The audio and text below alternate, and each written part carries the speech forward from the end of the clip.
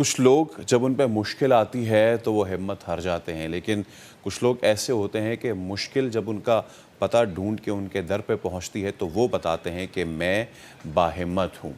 कराची में ही एक ऐसी बाहिम्मत लड़की बाप की वफ़ात के बाद 17 साल अलीशा घर का सहारा बन गई। अलीशा रिक्शा चलाती हैं और उन्होंने 8वीं क्लास से पढ़ाई छोड़कर घर का बोझ अपने कांधों पर उठा लिया था।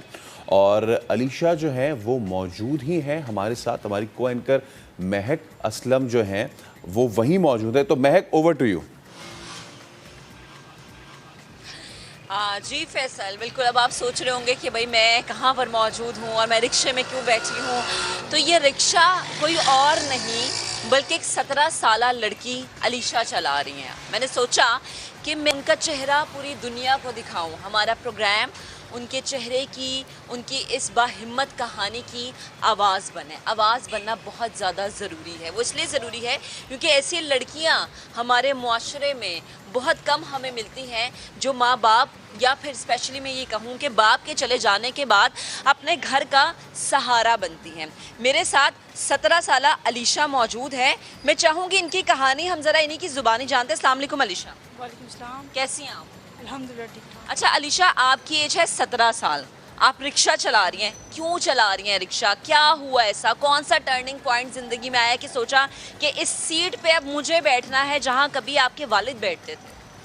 जी बस भाई कोई नहीं है, 6 बहनें, कमाने वाला हमारे घर में कोई नहीं, किराए का मकान है।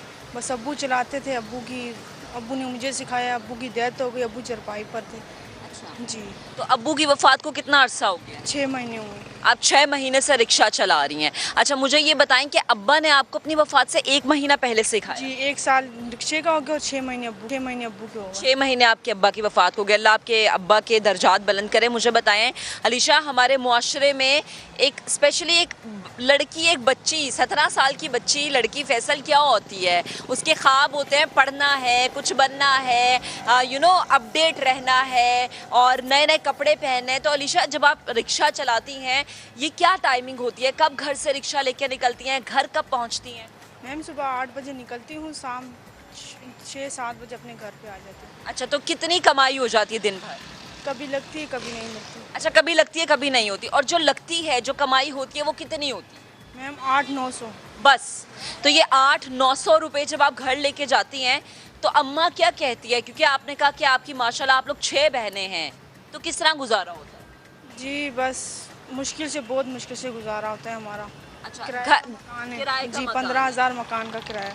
15,000 फैसल इस बच्ची के घर का किराया है, जो कि कभी 900 रुपये कमा लेती है, कभी 800 रुपये कमा लेती है और कभी तो कुछ कमाती भी नहीं है।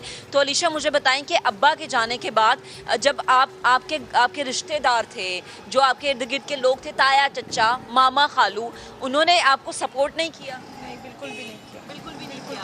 तो जब आप रिक्शा चलाती हैं तो कुछ ऐसा होता है ना कि कभी कभी हमें कमेंट्स मिलते हैं सुनने के लिए, हम भी बाहर निकले ना तो हमें मिल जाता है, ये तो हमारी बच्ची फिर रिक्शा चलाती है। तो मुझे बताएं कि कभी कुछ ऐसा सुनने के लिए मिला है कि दुख होता है, तकलीफ होती है? बिल्कुल होती है। क्या कहते हैं?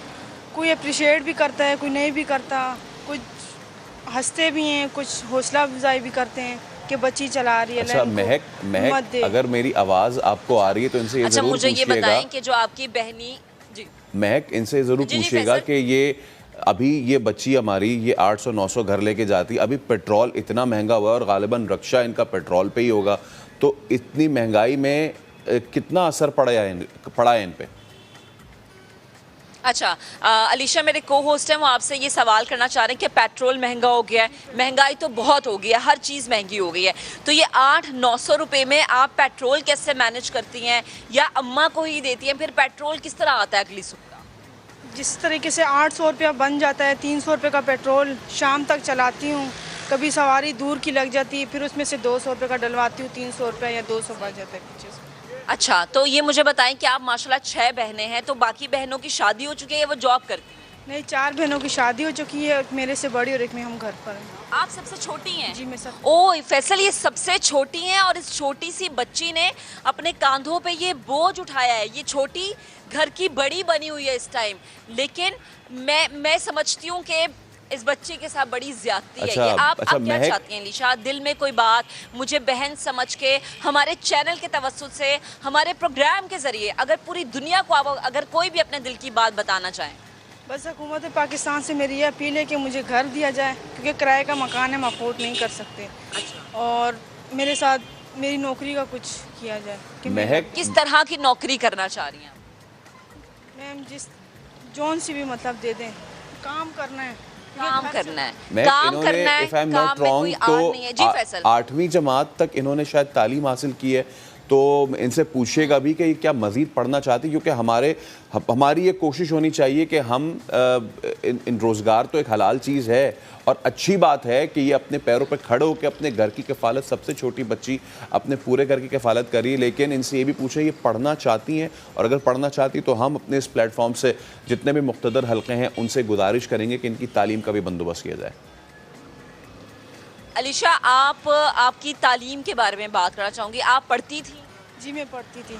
कौन सी क्लास तक पढ़ा? मैं 8 तक पढ़ी हूँ, वालिद साहब बीमार हूँ, उसके बाद मैंने तो आप अभी पढ़ना चाहती हैं मजीद? पढ़ना चाहती हूँ, पर घर के मसाइल। जाहिर है फैसल, तालीम हासिल करना किस बच्चे का शौक नहीं होता, लेकिन अगेन वही कि वो छोटी 17 साल की उम्र में अपने घर का बोझ उठाए हुआ है। वज़ीर आज़म पाकिस्तान से, वज़ीर आला सिंध से, हमारी हुकूमत पाकिस्तान से कोई आप अपील, कोई दरख्वास्त, कुछ किसी ख्वाहिश का इजहार आप अगर करना चाहें? बस मेरी इतनी सी दरख्वास्त और मेरी इतनी सी अपील है कि मुझे घर दिया जाए जिसमें हम लोग रह सकें, क्योंकि किराया महीने का हम अफोर्ड नहीं कर सकते, ना हमारे बस में है। कभी दिहाड़ी लगती है, कभी नहीं लगती है, और हमारे पर कुछ कर्जे भी हैं। कर्जे भी? जी कर्जे भी। अच्छा अलीशा, मुझे बताओ कि जब कोई सवारी आती है, रिक्शा रोकती है, तो जब एक बच्ची को देखती है कि वो रिक्शा चला रही है, तो क्या उनके क्या तासुर होते हैं? कोई अप्रिशिएट भी करता है, कोई नहीं भी। क्या कहता है? कोई अच्छा बोलते हैं कि बेटा आप अच्छा कर रही हैं, माँ बाप का सहारा बनी हुई हैं। कोई कहते हैं कि आप क्यों निकली हुई हैं, लड़कियां घर में होती हैं, पर उनको तो नहीं पता हमारे घर की मजबूरी है। फैसल, बड़े दुख की बात है, लेकिन इस चीज़ की खुशी है कि अलीशा अपने कदमों पे खड़ी है, और जब अलीशा अपने कदमों पे खड़ी है तो ये रिज़्क़ हलाल कमा रही है। इनकी वालदा साइड पे खड़ी हैं, वो रो रही हैं, उनकी आंखों में आंसू है। यकीनन ये हमारे लिए दुख की बात है कि वो बच्ची जिसे पढ़ना चाहिए, जिसकी मदद करनी चाहिए, हमारी गवर्नमेंट को, लोगों को आगे बढ़ना चाहिए, हम देख रहे हैं कि वो बच्ची सड़क पर रिक्शा चला रही है। और एक बड़े दुख की बात है, इनके रिक्शे के पीछे जो तहरीर लिखी है ना फैसल, जब वो मैंने पढ़ा तो यकीन करें मेरा दिल ऐसे एक सेकंड के लिए मुझे दुख हुआ। वो ये था कि जब बोझ बढ़ जाता है तो मुझे मेरे बाबा याद आते हैं। अलीशा, आप बिल्कुल अकेली नहीं हैं, हम आपके साथ खड़े हैं, और देखने वालों से मेरी ये अपील है कि इस बच्ची का साथ दें।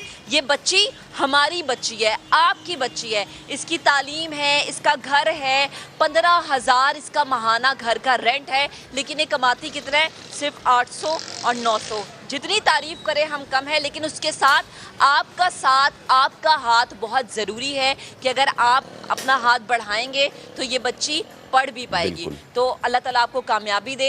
आपने जो दरख्वास्त की है हुकूमत पाकिस्तान से, मैं चाहूँगी हमारे चैनल हम अपने प्लेटफॉर्म से जितने भी देखने वाले हैं, जितने भी मुख्तदर हल्के हैं जो इमदाद करना चाहते हैं, जो मदद करना चाहते हैं, हमारा हरगिज़ ग्लोरीफाई करना मकसद नहीं था कि किसी की तकलीफ़ को मैं मेरे पूरी टीम की तरफ से इनका बहुत शुक्रिया अदा कीजिएगा, और ये होगी कि इनकी ना सिर्फ तालीम का बंदोबस्त किया जाए, रोज़गार का बंदोबस्त किया जाए, जितना हो सके उनके लिए किया जा सके।